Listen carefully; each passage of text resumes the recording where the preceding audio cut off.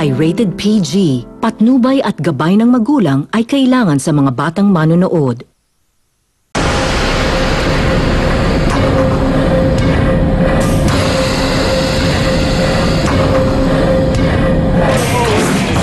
Magandang hapon mga kapatid. Ako po si Tol Erwin. Naghihingalo na sa Kamarang Reproductive Health Bill. Pero dumami man o kumonti ang tao, hindi magluluksa ang T3. Maglalamay lang kami bilang vigilante. Para magmanman sa mga anomalya at pang-abuso at protektahan ang mga mamamayan. Ako po si Tol Rafi. Mga tol, ako naman si Ben Tulfo, saan man, kailanman. Sa programang ito, palaging bukas ang pinto ng serbisyo publiko. Tuloy po kayo sa bukana ng balitaan at bakbakan. Narito naman ang mga balitang dapat aksyonan sa Vigilante Dry Swimming sa Barangay. Kagawad nagtayo ng madyong session sa barangay headquarters. Ang gimmick na ito, nasalat ng T3 at natodas. Huwag nyo kaming kunyan. Ito po siguro yan. Kaya nadedemanda yan. Kami na magbarkada. Hindi naman ibang tao. Tsaka 5 piso, hindi naman pwede maglibang. Palipas oras lang.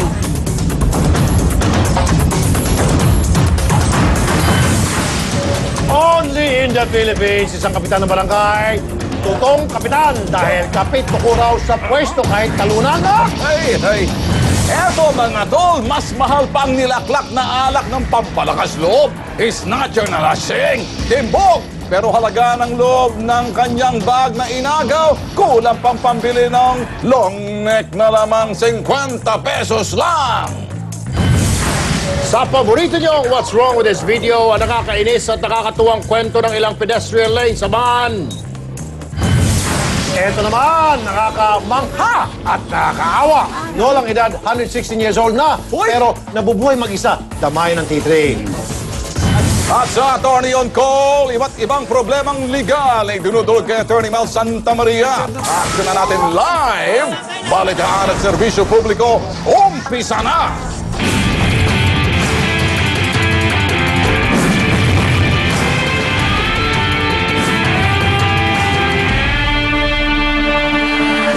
Dahil wala silang nagkasang mga oras kung may snow.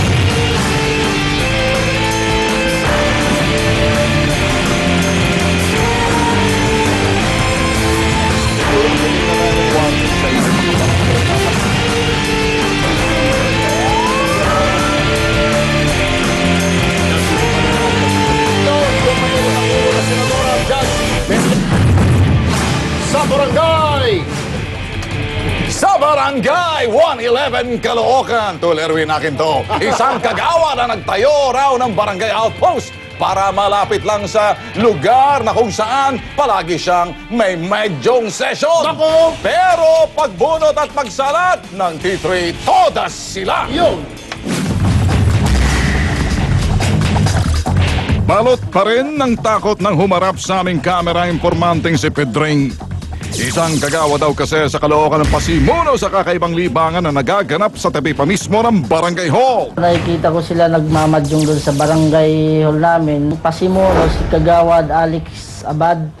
Sa pool ng aming surveillance camera, ang madyungan sa tabi ng barangay hall. Ang lalaking ito, sarap na sarap pa sa pagmamadyong habang karga pa ang minor de edad na bata.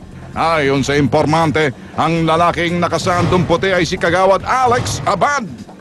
Kinabukasan muli namin silang tiniktikan, pero ang mga kolokoy nag-change venue pa. Siyempre, present pa rin si Kagawad. Sa tanggapan ng Department of Interior and Local Government ng Caloocan, ipinapanood namin ang aming nakunan. Kaya isang surprise inspection ang agad ikinasa. Pagdating sa lugar, wala raw si Kapitan kaya sinamahan kami ng ilang tanod para ipatigil ang sugalan. Pero si Alex Abad nakuha pang magdepensa. Hindi naman pwede maglibang. Palipas oras lang. Kaya ang kanyang asawa nakisali na rin sa eksena. Huwag nyo kaming kunyan. Ito po siguro yan. Kaya nadedemanda yan. Ilang saglit pa, dumating na si Barangay Chairman Renet Tubera. Pinagsasabihan ko na sila. Kaya lang hindi nila ako iniintindi. Agad sinugod ni Cap ang madyongan. Sino gumawa nito barangay ang ating isang quarter? Hindi pwedeng ganyan. Kailangan yung gagawa kayo ng ganyan. Paaalam nyo sa barangay captain. Eh kagaya ngayon, kita mo na TV pa ako.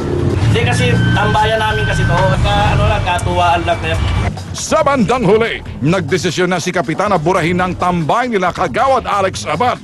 Paalala naman ng DILG sa mga abusado sa kanilang kapangyarihan. Hindi siya lang i-reprimand sa kaso na yan na sa labas pa nagsusugal. Pero may batas kasi tayo na bawal magsugal sa labas ng public places. Tol, narinig mo yung sinabi noon? Tulpo yan, kaya kayo nadidemanda. Anong mali doon na kinuha natin siya ng camera? Kasi raw nang himasok tayo, naglalaro sila. Istorbo nila yung Ibig sabihin, dinistorbo natin sila. Kung meron kayong makitang katiwalian, maling sistema o mga problema sa lansangan na hindi na-actionan, ipadala nyo lang sa aming email na videolante@gmail.com. Magmasid, makialam, maging videolante. Tol Ben, Tol Rafe, mga kapatid, alam niyo bang natagpuan natin ang isa sa pinakamatandang lola sa Pilipinas? Oy. Abay, pwede nga ilaban sa Guinness ito eh. Okay. Abay, kayang-kaya niya pang mag-ehersisyo, Hoy. maglaba, Bo. at maglinis ng bahay. Bo. Pero dahil walang pamilya ang umalalay, sumaklolo na ang titri sa lolang ito na edad 116 years old. Uy. Exercise tayo tuwing umaga. Huwag lang Paggising sa umaga, ito ang paboritong hobby niya.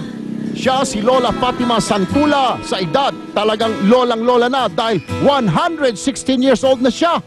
June 20, 1896 ipinanganak si Lola Fatima. Taon ay dineklara ni Andres Bonifacio ang kalayaan ng Pilipinas. Noong 2007 ay binigyan si Lola ng Certificate of Recognition ng Antipolo City bilang oldest senior citizen sa lugar. Dinalaw siya ng T3 sa Barangay San Luis, Antipolo City. Sinalubong kami ni Lola na tuwang-tuwa kasama ang kanyang mga alagang pusa. Taga Mindanao si Lola Fatima. Noong 1927, mag-isa siyang pumunta ng Maynila para maghanap ng trabaho. At sa loob ng halos isang siglo, nag-iisa lang siya sa buhay. Walang kasama, walang karamay dahil sa masakit na karanasan. Tumakas lang ako. Stow away. Dahil sa nag-alaga lang sa akin. Mga matanda, waray, Cebuanos. Pinapon lang ako. Dahil sa edad niya ngayon, hindi na siya makapaghanap buhay. Kaya ang mga pang-araw-araw na pangangailangan at pagkain niya ay ibibigay na lang ng mga nagmamalasakit na kapitbahay. Siyempre, ako naawa ako sa kanya nung naway din yung gabi dyan. Nalipat ako dyan sa likod niya. Ngayon, wala siyang ilaw, wala siyang tubig. Ibigay ko siya araw-araw. Pagkain. Bukod sa konting pagkain ay pinagkaloob ng T3 kay Lola Fatima, hiningi namin ang tulong ng lokal na pamahalaan ng Antipolo ng CSWD at Barangay San Luis. Sama-sama namin siyang dinala sa malapit na health center upang ma-check up at nagpa siyang social worker sa dapat kalagyan ngayon ni Lola. Nakita naman natin kung gaano ka-risky yung tinitira ni Lola Fatima. Meron siyang nararamdaman sa kanyang katawan, pero wala naman siyang gamot na iniinom. Muli, pagkatapos na mahigit isang siglo, nakalaya si Lola sa Malabartulinang pangungulila. Napakagandang istorya. Para sa inyong mga problema ang legal, isang dahil na lang po ang Attorney on Call. Kasama natin dyan si Attorney Mel Santa Maria. Punta na lang po natin siya, Attorney. Maraming salamat sa iyo, Rapi. Si Rowena gustong bawiin ang kanyang anak sa kanyang biyanang hilaw. At si Rosalinda nagpakasalang sa ibang babae ang kanyang asawa. Gusto nilang malaman ang kanilang mga karapatan. Papayuhan natin sila mamaya. Balik muna sa inyo, Rafi. Maraming salamat, Attorney Mel Santa Maria. Balikan ka namin mamaya-maya konti. Susunod sa T3, snatcher na senglot, kulang palit ng ninakaw na 50 pesos. Aray ko po! At ang dalamhati ng dalawang ina dahil parehong biktima ng krimen ng kanilang mga anak. Abangan!